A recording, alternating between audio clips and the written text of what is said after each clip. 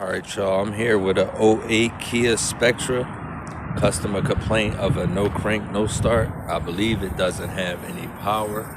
So I brought a battery out just in case you need a battery to purchase. So I'm waiting for the customer to come over now, and we're going to be getting the hood pop and seeing what's going on with this. And I'll get right back with y'all. Gang, back with the '08 Kia Spectra. Come to find out, it definitely is the battery that's causing the issue. Plus y'all can see it, battery is definitely bad. So we're gonna get this battery out of here. I'm gonna be getting the new one in. We're gonna be getting it started. I get right back at y'all.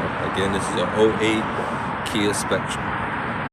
Alright, got the new battery in, y'all. The old one was out. Cellar was bad, acid all under it. Alright, you can start it up again for me? Yep, now we got her up and running. Crank and start.